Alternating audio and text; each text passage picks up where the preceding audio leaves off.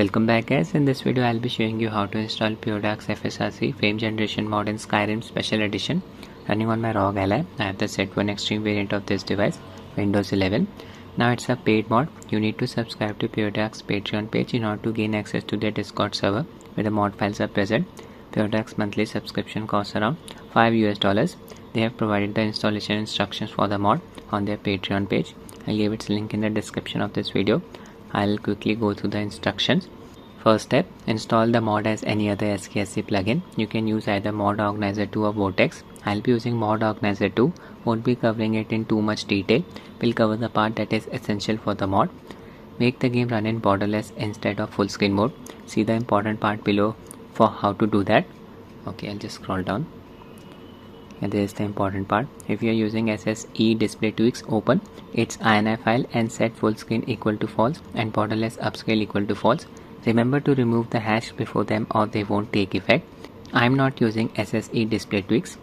If you are not using it, set B full screen equal to 0 in Skyrim prefs.ini file. We'll be doing this. If you are using detection meter, make sure it's at least version 0.17. Third step, check if you have dxgi.tll file in the game folder. If so, download the modified reshade and replace the dxgi.tll file. This modified reshade file is available on Puredark's Discord server. Enable vsync for Skyrim se.exe in NVIDIA control panel. ROG Ally has an AMD based GPU, so I'll be enabling vsync from Adrenaline software. Launch the game and press N keyboard key in order to open the mods menu. When you run the mod for the first time, you'll be required to authenticate it. After pressing the N keyboard key, an authenticate button will pop up. Just click on it. It will open a browser window. Make sure you sign into your Patreon page. Authenticator will ask for your permission. Click on allow, then return to the game. Now you should be able to access the mod settings.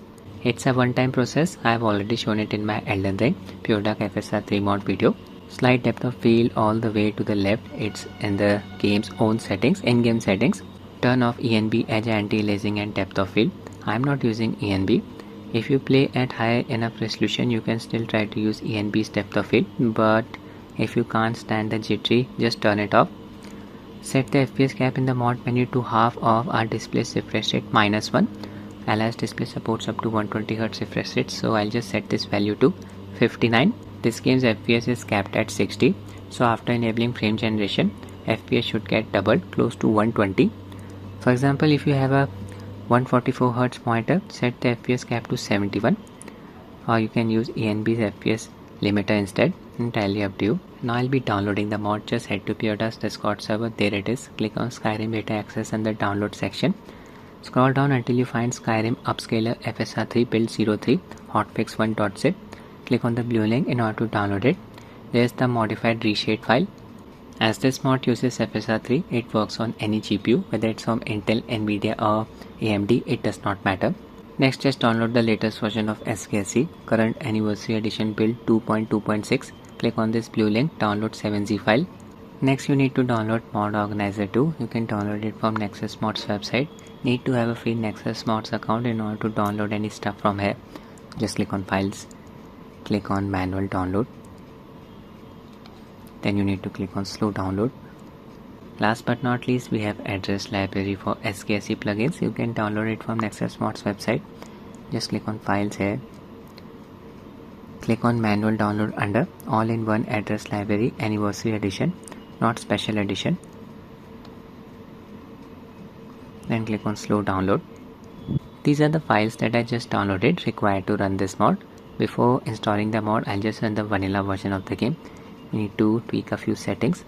First, the borderless setting. This is the game's installed directory. I have installed the game on Ally's internal SSD. Just open Skyrim folder here. Open Skyrim prefs.ini folder using Notepad, any text editor. Just click on edit, then click on find. Type pfull, hit enter. It will find this line of text, B full screen. Make sure it's set to 0. B full screen equal to 0. Close it and just launch the game. I have set the UMA buffer size to 5 GB. 4 GB buffer size should be enough for this game. My Ally is running on BIOS version 337.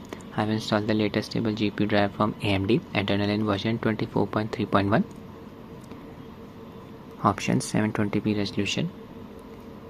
Anti-aliasing set to TA, best quality. I'll just run the game using the ultra preset. Windowed mode borderless checked. Advanced setting, ultra preset. That's it. Launch the game. Connected my GuliKit KK3 Max gamepad to Ally via Bluetooth mode. Using a 25 watts manual profile, all three power values set at 25 watts. CPU boost disabled, 720p resolution. Okay, afterburner overlay is not showing up, so I'll just use Adrenaline overlay. There you go. First, I'll just tweak one setting. In-game settings, display. Scroll down to the end. Make sure depth of field is set to nil. And that's it. I'll be exploring Whiterun. Game is running using Direct3D 11 API. Lot of non-playable characters here. VRAM usage is around 2.6 GB.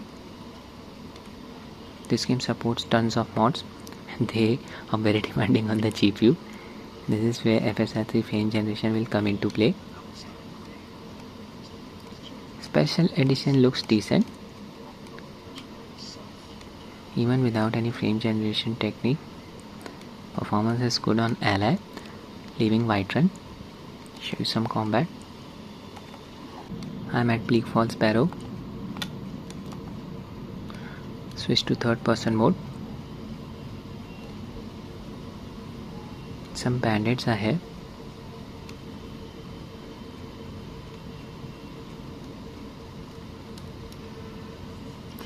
Wild swing.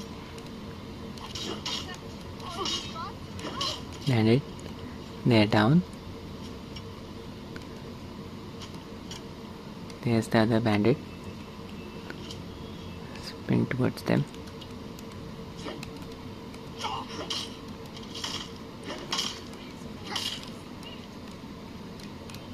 Another bandit. Okay, so now I'll show you how to install the mod. 60 FPS without frame generation. First, just extract the contents of SKSE archive file. Double click, copy this folder, go back, paste it here. Open the folder. Copy all of the files and folders here except for SRC folder.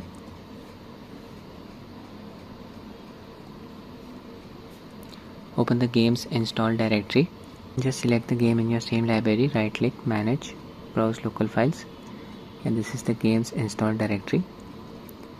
Paste the files here. You can launch SKSE by executing this SKSE64 loader file. Next step, install mod organizer to execute its exe file. I accept. Next, install directory. Next, make sure everything is checked here. Next, desktop shortcut optional, install, wait for the process to complete. Launch mod organizer checked, should start now. Need to create an instance. Next, I'll create a portable instance. Select Skyrim Special Edition. Select the platform, Steam here. Automatic archive and validation setting checked. Next, you can connect your Nexus Mods account, optional. Finish. Tutorial, again optional. No, do nothing. Yes. SKSE is detected automatically by mod organizer 2. Now we need to install Puredark's mod. Just click on this icon here, install a new mod from an archive. Navigate to a directory where the mod files are present. There's the mod, Skyrim Upscale FSR 3 build 03 hotfix 1. Double click. OK. Mod install. Check it. Now it's active. Active equal to 1. Now just click on run. Click on unlock. Before that, this message prompt will pop up. DLL plugins you have installed require a new version of the address library. Just click on yes. It will take you to this website. We have already downloaded the address library file for anniversary edition. So just click on this icon here. And now you need to select all-in-one address library file. Double click. OK. Check it as well. Both mods have been loaded up. Games adrenaline settings. Make sure VSync is enabled from here. I have enabled FreeSync as well. Anti-lag setting enabled. Launch the game from mod organizer. Make sure SKSC is selected. After installing the mod, Afterburner overlay work, you can see the API here, Direct 3D12. Open the mods menu by pressing the end keyboard key. From this drop down bar, you can select the upscaler. This mod supports DLSS, XeSS and FSR3. Ally has an AMD based GPU, so I am using FSR3. Its quality preset. Make sure enable frame generation and enable heartbeat settings are checked. You can toggle frame generation on the fly by pressing the star numpad key. Okay, need to set the FPS cap from here. Set the value to 59. Hit enter. Here you go. Close the menu by pressing the end keyboard key. Let's just play the game. Check out the input response. Wow, the game is running so smoothly. FPS is around 110. Okay, so when I move the camera in complete circles like this, you can observe some minor ghosting around my weapon. Not easy to observe. FSR3 frame generation comes with these graphical artifacts. It's not related to the mod. I'll just switch to a third person mode. Shouldn't be able to observe the graphical artifacts now. It's a common behavior. Easily observe the added amount of smoothness now in third person mode. VRAM usage is around 3 GB. Lot of non-playable characters here. Now you can use your other demanding graphical mods in conjunction with FSR3 frame generation mod.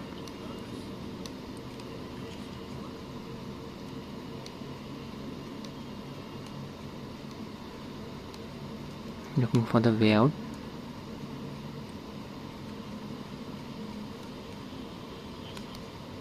FPS here dropped down to around 90. Still the game is running smoothly.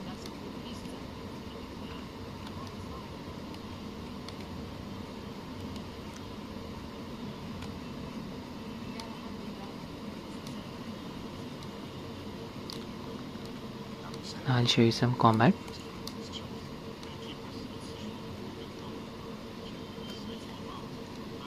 I have arrived at the temple. Take out the bandits. When here FPS is above 100.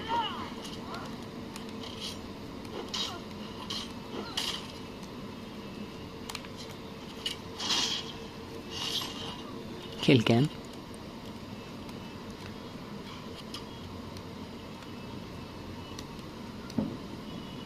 There's the last bandit. They are dead. I'll enter the temple.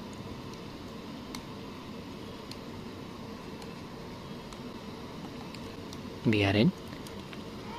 It's a dungeon, not demanding on the hardware. Here FPS should stay around 118 for the most part. You can see GPU load drop down to around 70%.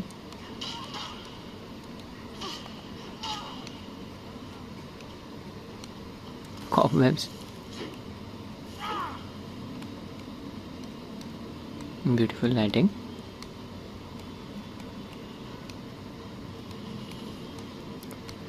Going deep into a dungeon.